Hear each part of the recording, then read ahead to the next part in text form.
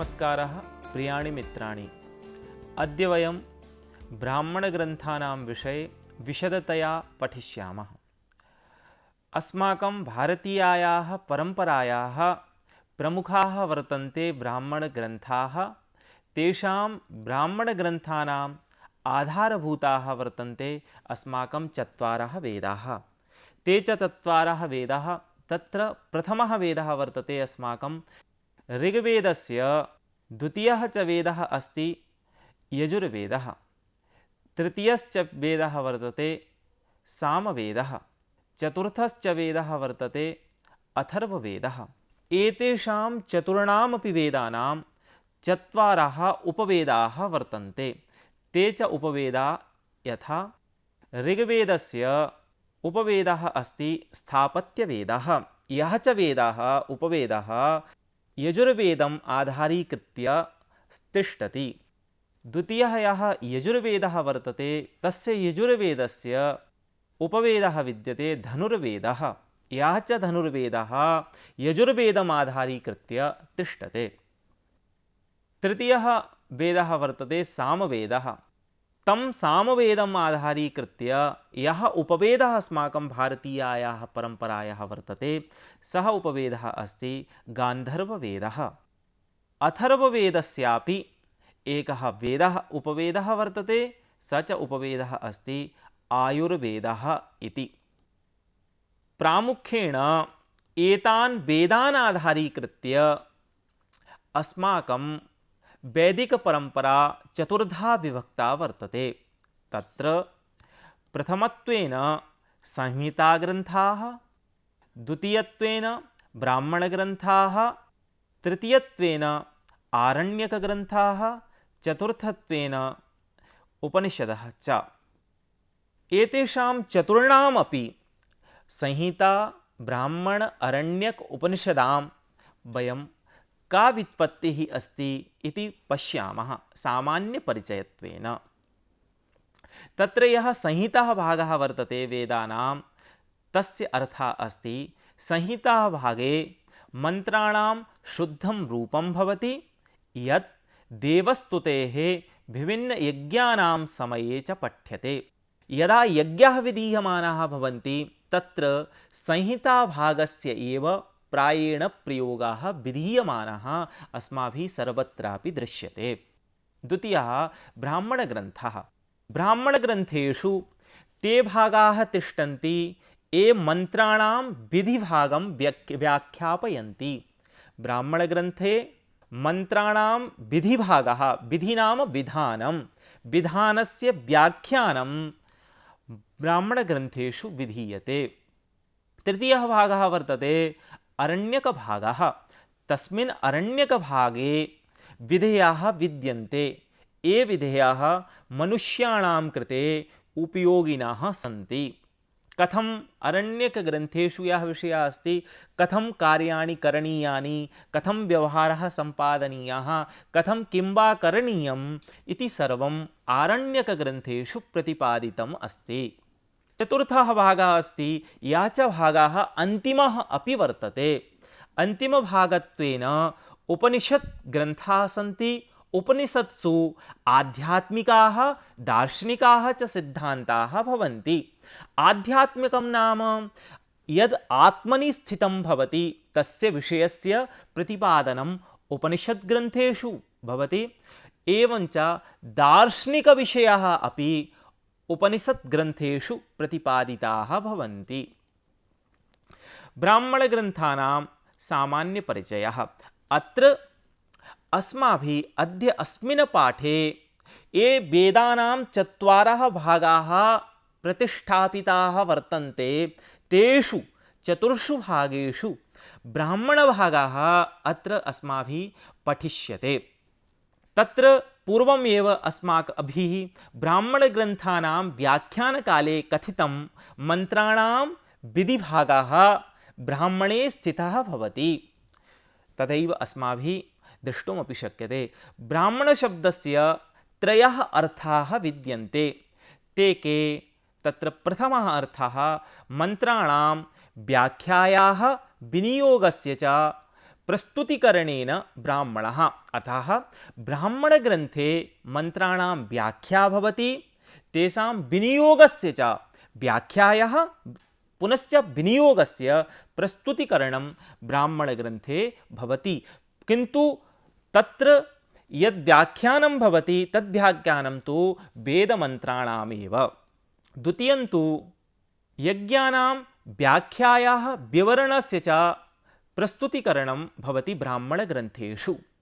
यज्ञानां व्याख्यायाः कथं यज्ञानां व्याख्या स्यात्, पुनश्च तेषां यज्ञानां विवरणं किं वर्तते, किञ्च विवरणं कथं च तेषां प्रस्तुतिकरणं स्यात्, तदपि ब्राह्मणग्रन्थेषु भवति। तृतीयः च अर्थः वर्तते वैदिकरहस्यानाम् उद्घाटनेन ब्राह्मणः। अतः वैदिकरहस्याः ये वर्तन्ते, नाम वेदशास्त्रेषु येषां रहस्यानां प्रतिपादनम् अस्ति, तेषां रहस्यानामपि उद्घाटनं ब्राह्मणग्रन्थेषु अस्माभिः अवलोकयितुं शक्यते। अस्माकं भारतीयायां परम्परायाम् अनेकेपि दार्शनिकाः, अनेकेपि आचार्याः, अनेकेपि चिन्तकाः अभूवन्। तेषां सर्वेषामपि चिन्तकानां ब्राह्मणग्रन्थानां विषये भिन्नानि भिन्नानि मतानि वर्तन्ते। तत्र सर्वादौ अस्माभिः भट्टभास्करः यः ब्राह्मणग्रन्थानां विषये कथयति, तस्य परिभाषां यदि स्वीकुर्मः, सः कथयति ब्राह्मणं नाम कर्मणः तन्मन्त्राणां व्याख्यानग्रन्थः। अर्थात् कर्मणः मन्त्राणां व्याख्यानग्रन्थः यः वर्तते सः ब्राह्मणम् इति सः भट्टभास्करः कथयति।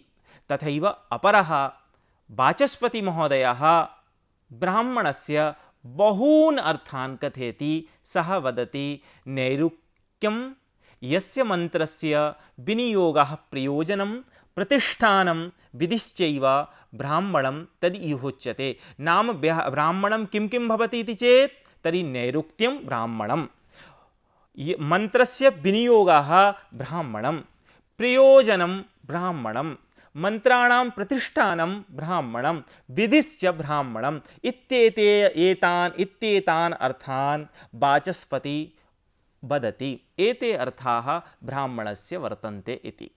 पुनश्च आपस्तम्भ इति नामके ग्रन्थे अपि लिखितमस्ति मन्त्रब्राह्मणयोर्वेदनामधेयम् इति। मन्त्राः पुनश्च ब्राह्मणानि, एतयोः द्वयोः अपि नाम वेद इति। यदि वेदशब्दं वयं ज्ञातुमिच्छामः, अस्माकं इयः वेदान् ज्ञातुं यदि अस्ति, तर्हि वेदान् वयं कथम् अवगन्तुं शक्नुमः?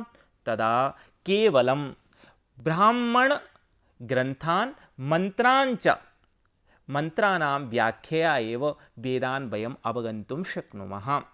अपरत्रापि कुत्रचित् गौणत्वेन कथितमस्ति वेदशब्दार्थः केवलं मन्त्राः संहिता वा, किन्तु एतत् प्रामाणिकरूपेण नाङ्गीक्रियते इति। मन्त्रब्राह्मणम् इत्याहुः, एतदपि कुत्रचित् कथितं वर्तते। मन्त्रब्राह्मणं वेद इत्याचक्षते, मन्त्रः ब्राह्मणानि च वेदाः इत्याचक्षते कुत्रचित् ग्रन्थेषु बोधायन गृहसूत्रे।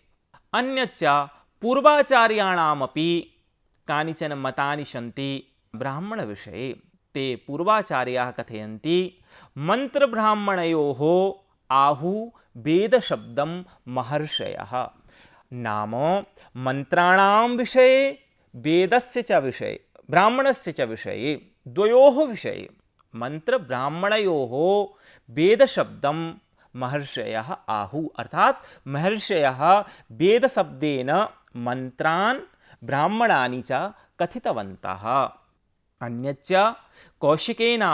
कौशिकऋषिणापि कथितमस्ति आम्नायः पुनः मन्त्राश्च ब्राह्मणानि च।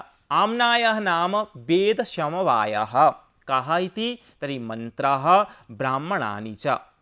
एतेन बहूनाम् आचार्याणां व्याख्यानेन अस्माभिः ज्ञातुं शक्यते वेदशब्दस्य यदि अस्माभिः ज्ञानं कार्यं चेत् अस्माभिः ब्राह्मणग्रन्थाः संहिताग्रन्थाः च अवश्यं ज्ञातव्याः एव। यदि एतद्वयं वयं नावगच्छामः, न पठामः, तदा ब्राह्मणग्रन्थानां विषये वयं ज्ञातुं न शक्नुमः, वेदानां विषये अपि वयं ज्ञातुं न शक्नुमः।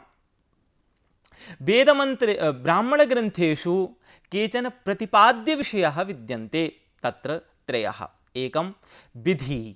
तर्हि विधिः कः इति? यज्ञसम्बद्धकार्यकलापनियमाः विधिः।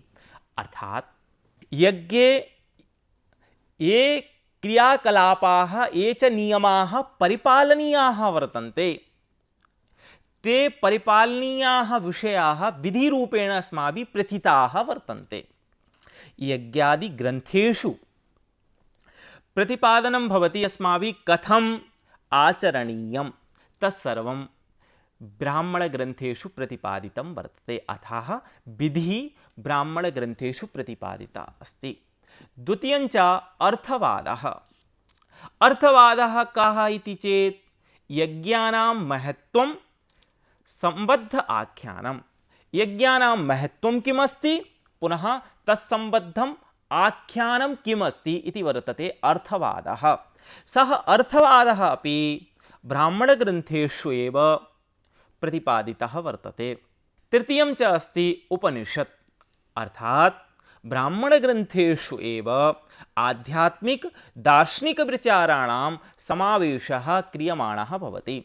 आध्यात्मिकविषयाः के वर्तन्ते, पुनः दार्शनिकविषयाः के वर्तन्ते इति ब्राह्मणग्रन्थेषु प्रतिपादितम् अस्ति। किन्तु अस्माभिः अत्रैव एकः अपरः विषयः एवम् अवगन्तव्यः यत् यज्ञसम्बद्धाः एकेपि कार्यकलापाः भवन्ति, पुनश्च यज्ञानां महत्त्वं किमस्ति, तेषाम् आख्यानानि कानि वर्तन्ते, पुनः आध्यात्मिकदार्शनिकविचाराः के इत्येते सर्वेपि विषयाः यदि कुत्रापि समेकितरूपेण प्रतिपादिताः वर्तन्ते, तर्हि ते ब्राह्मणग्रन्थाः एव सन्ति इति अस्माभिः कथयितुं शक्यते। वेदानुसारम् अस्माकं चत्वारः वेदाः इति अस्माभिः पूर्वम् अधिगतं। तेषां चतुर्णामपि वेदानां यः द्वितीयः वेदः वर्तते यजुर्वेदः, तस्य यजुर्वेदस्य द्वौ भागौ स्तः। एकः शुक्लयजुर्वेदः, द्वितीयः कृष्णयजुर्वेदः इति। तेषां ये वेदाः ये सन्ति, चत्वारः वेदाः, तेषां सर्वेषामपि वेदानाम् संहिताग्रन्थाः भवन्ति, ब्राह्मणग्रन्थाः भवन्ति, आरण्यकग्रन्थाः भवन्ति, उपनिषद्ग्रन्थाः भवन्ति। एतत् सर्वं क्रमेण भवन्ति। अत्र अस्माभिः प्रसङ्गानुगुणं विभिन्नवेदानुसारं ब्राह्मणानां वर्गीकरणं प्रस्तूयते। कस्मिन् वेदे के ब्राह्मणाः अन्तर्भूताः भवन्ति इति। अत्र ऋग्वेदीयं, ऋग्वेदे ऐतरीयं ब्राह्मणम् इति ब्राह्मणम् अन्तर्भूतं भवति। पुनश्च ऋग्वेदस्य एव अपरं ब्राह्मणं वर्तते शाङ्खायनब्राह्मणम् इति। ऋग्वेदस्य अपि तृतीयं ब्राह्मणम् अस्ति कौशीतकीब्राह्मणम् इति। एते त्रीणि अपि ऋग्वेदस्य ब्राह्मणानि सन्ति। अत्र त्रिषु अपि ब्राह्मणेषु ऋग्वेदीयं विवरणं प्रस्तुतं भवति। तथैव द्वितीयः वेदः वर्तते यजुर्वेदः। तत्र मया उक्तमेव यजुर्वेदस्य द्वौ भागौ, एकः शुक्लयजुर्वेदः। शुक्लयजुर्वेदस्य एकमेव ब्राह्मणम् अस्ति, तद्ब्राह्मणम् अस्ति शतपथब्राह्मणम् इति। शतपथब्राह्मणे नाम एतस्य ब्राह्मणस्य यदि विवरणं कुर्मः तर्हि 100 पथानि अथवा 100 पन्थाः। नाम अत्र अस्मिन् ब्राह्मणे 100 मार्गाः आसन्। अस्मिन् ब्राह्मणे एतत् एकं विपुलं ब्राह्मणं वर्तते अस्माकं वैदिकपरम्परायाः इति अस्माभिः एतेन ब्राह्मणेन अवगन्तुं शक्यते। द्वितीयं च यजुर्वेदस्य द्वितीयः यः भागः वर्तते, सः भागः अस्ति कृष्णयजुर्वेदः इति। कृष्णयजुर्वेदीयं यद् ब्राह्मणम् अस्ति तदस्ति तैत्तरीयब्राह्मणम् इति। तैत्तरीयब्राह्मणम् एकमेव ब्राह्मणम् अस्ति, कृष्णयजुर्वेदस्य इति अस्माभिः अत्र अवगन्तुं शक्यते। पुनश्च तृतीयः वेदः अस्माकं भारतीयायाः परम्परायाः विद्यते सामवेदः इति। सामवेदीयानि अपि ब्राह्मणानि कानिचन सन्ति, तानि वयम् अत्र परिशीलयितुं शक्नुमः। सामवेदीयम् अनेकानि ब्राह्मणानि वर्तन्ते। तत्र प्रथमं तावत् पञ्चविंशतिब्राह्मणम् इति। अस्य पञ्चविंशतिब्राह्मणम् इत्यस्यैव कुत्रचित् अपरं नाम अस्माभिः श्रूयते ताण्ड्यब्राह्मणम् इति। द्वितीयं ब्राह्मणमस्ति सामवेदीयं षड्विंशम् इति। तृतीयं ब्राह्मणमस्ति सामविधानम् इति। सामविधानमपि सामवेदस्य एव ब्राह्मणमस्ति। अत्र सामविधानब्राह्मणे सोमयागस्य साम इत्यस्य च विधानं कथं करणीयम् इति प्रतिपादितं वर्तते। पुनः चतुर्थं ब्राह्मणमस्ति आर्षेयम् इति। आर्षेयब्राह्मणे अपि बहवः विषयाः कथिताः वर्तन्ते। पञ्चमं ब्राह्मणमस्ति सामवेदीयं दैवतम् इति। तथैव षष्ठं ब्राह्मणमपि अस्ति सामवेदीयं छान्दोग्यम् इति। छान्दोग्यं ब्राह्मणम् अपि अतीव प्रसिद्धं सुतरां समीचीनं ब्राह्मणं वर्तते। अद्यापि एतद् ब्राह्मणम् अनेकैः आचार्यैः पठ्यते पाठ्यते च। तथैव सामवेदीयम् अन्यानि अपि ब्राह्मणानि वर्तन्ते। तानि सप्तमत्वेन संहितोपनिषत् इति एकं ब्राह्मणं वर्तते। अत्र उपनिषत् इति उपपदम् अस्ति, किन्तु संहिता इति संहिता ब्राह्मणम् एव। अष्टमत्वेन वंशब्राह्मणम् इति। वंशब्राह्मणमपि सामवेदीयम् एकं ब्राह्मणम् अस्ति इति अस्माभिः कथयितुं शक्यते। अन्तिमं नवमं च ब्राह्मणं सामवेदस्य वर्तते जैमिनीयम् इति। अथर्ववेदः अपि एकः वेदेषु वेदाः वरीवर्ति। सः वेदः तस्य वेदस्य अपि ब्राह्मणमस्ति। तच्च ब्राह्मणम् एकमेव। अथर्ववेदस्य एकं ब्राह्मणं वर्तते, यच्च ब्राह्मणमस्ति गोपथब्राह्मणम् इति। ब्राह्मणेषु यज्ञसम्पादनाय चतुर्णां पुरोहितानाम् आवश्यकता वर्तते।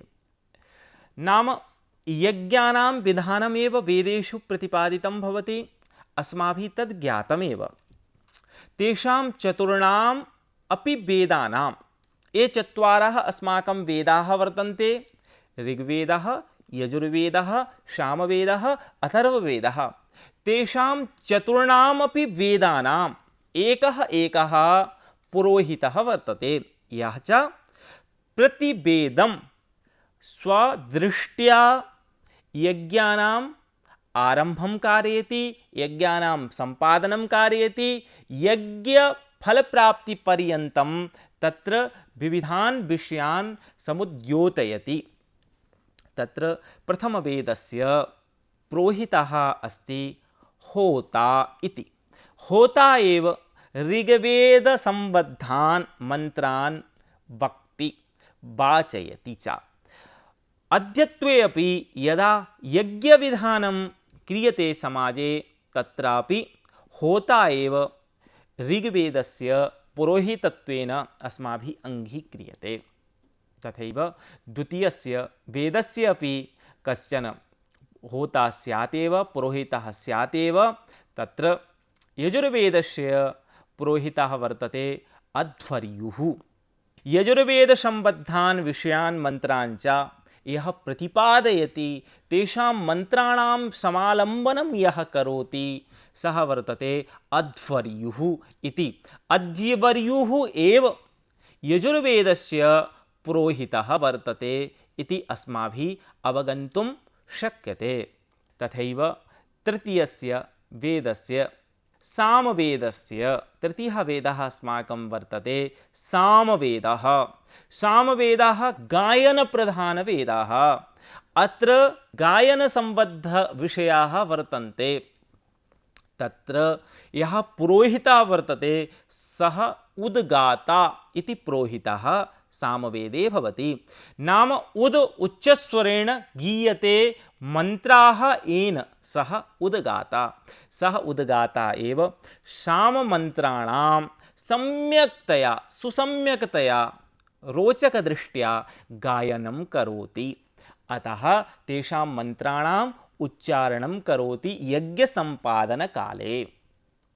तथैव अस्माकं चतुर्थः अन्तिमः च वेदः वर्तते अथर्ववेदः।